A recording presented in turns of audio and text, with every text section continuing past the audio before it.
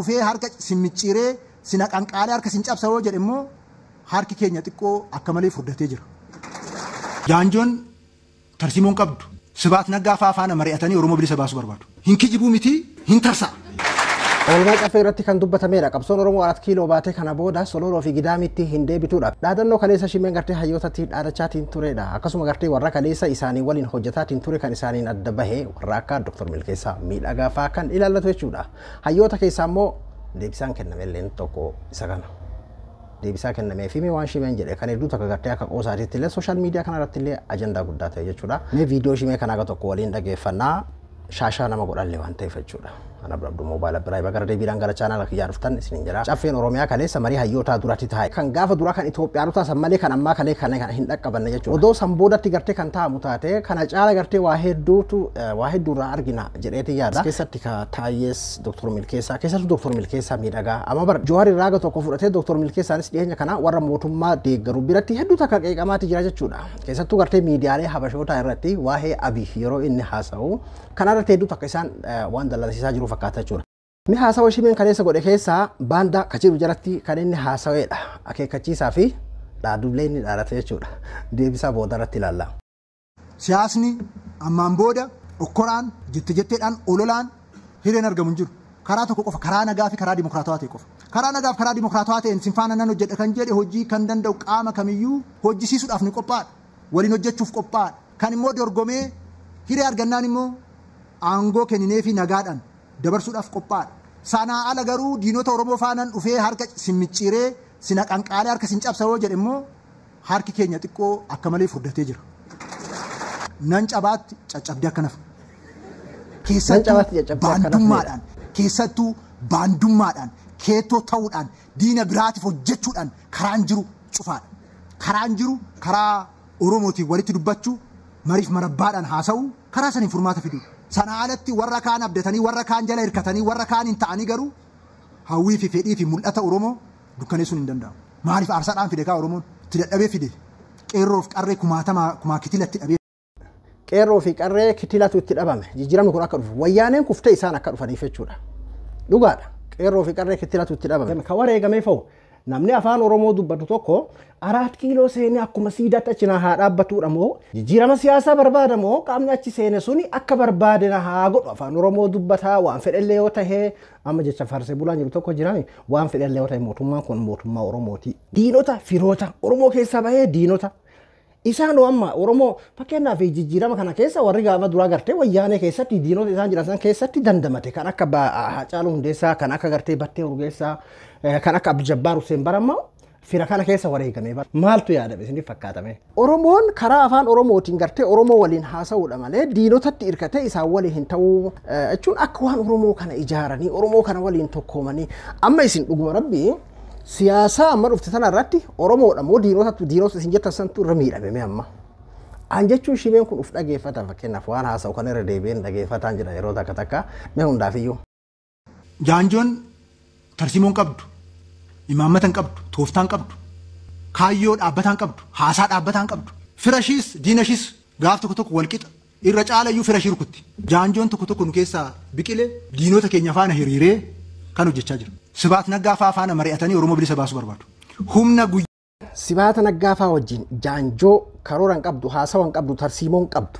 Johaariin baanaa beekika. Jaanjoon nu keessaa biqilee diinota waliin maratee jaanjoon nu keessaa biqilee. Tolaayyee kan isaan keessaa biqilee kun amma isaanii firaa fakkeenyaaf amma Shimallisiif amma Johaar firaa osoo argee akkam godhama kunuunsee baqa keessummaadhaa bulchee akkasii gartee akkasii keessummeessa lakki garaagarummaa fedhellee yoo qabaannee nuti tokko afaan tokko dubbannaa bakka tokko biqilee nuti tokko jedhee kunuunsaa fakkeenyaaf amma Johaariin osoo argee Milkeessaa osoo argee jechuudha kunuunsaa. Hiikaan diinotaa kuni maalinniidhaan kana dhibu jechuun boo firri wal ajjeesuun firri gartee wal dhiibuun wal cunqursuun rakkoon qabu akka amma fakkeenyaaf istaayila badhaadhinaatiitti jechuu hiyya.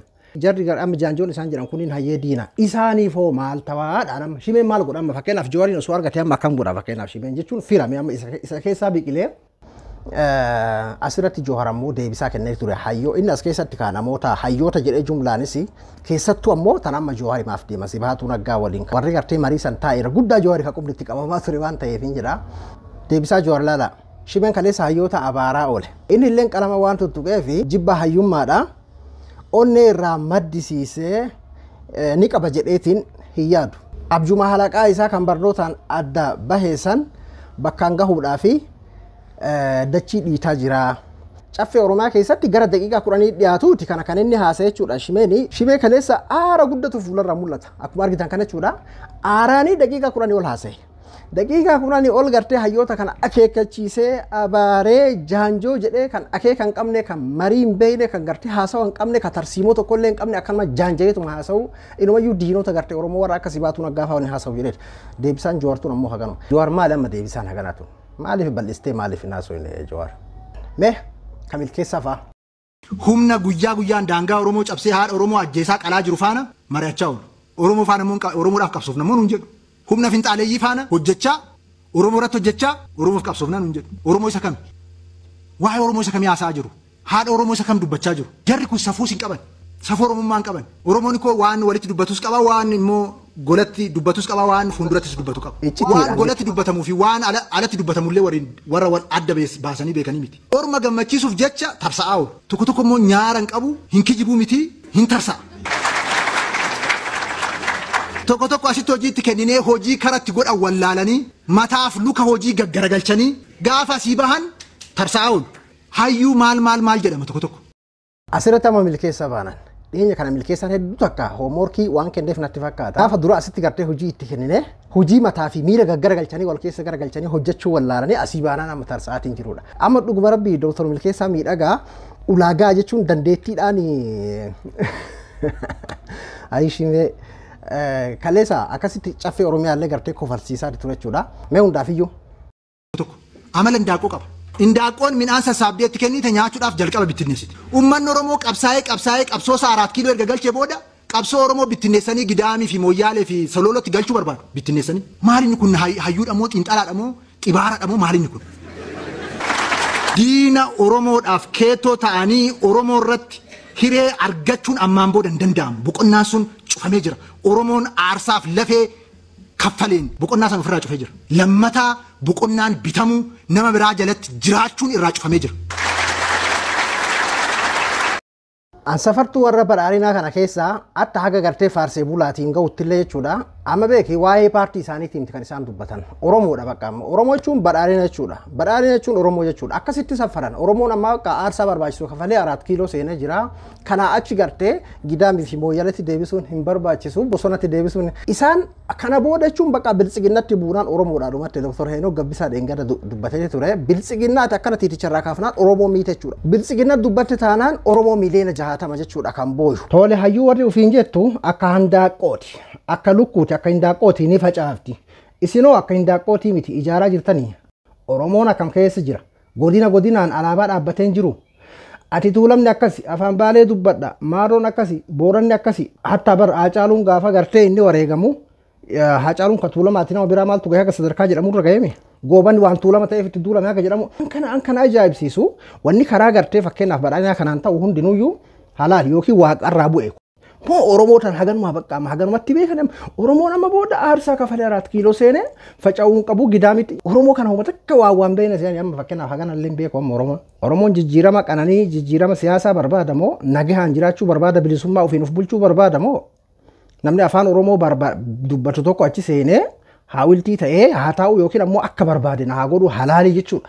Hayyee uummanni kun aarsaa itti kafalee qeerroo kitila itti gartee gabbareetiin aarsaa kana fide. Aarsaa san eega fide boqonnaa argatee aarsaan sun wanti gartee wayyaana irra qabsaa'ee fi afaan Tigree afaan Amaaraa waan dubbatuu fi bilisummaa barbaada hin hidhamiin hin ajjeefamiin hin baqatanidha. Taargaan maqaa siyaasaa nama maxxansanii gartee abbaa barbaadan akkas godhan sunnarraa haa hafuudha. Sun tahee jedhanii of hin gaafatanidha baran. Caffeen Oromiyaa kun kana gartee harka cabacabu kun hundi isaatu beeku waan kana. Moo bakka dirqama sammuu teenya keessatti nugusummaa waraabamee jira. Kaleessa gartee gaafa dargiitii dargirraa wayyaaneen dhufee wayyaanirraa immoo gartee amma ka afaan Oromoo dubbatu dhufee akkuma gartee gaafa wayyaanee san jara ciisaniitumaan ka du'e gartee dantaa isaatii itti dhiisaniitumaan akka barbaade abbaan fedhe haa hidhamu wanni fedhe haa ta'u cal jedhaniitu yoo gartee kanan ta'in Oromootti bu'amee jechuudha.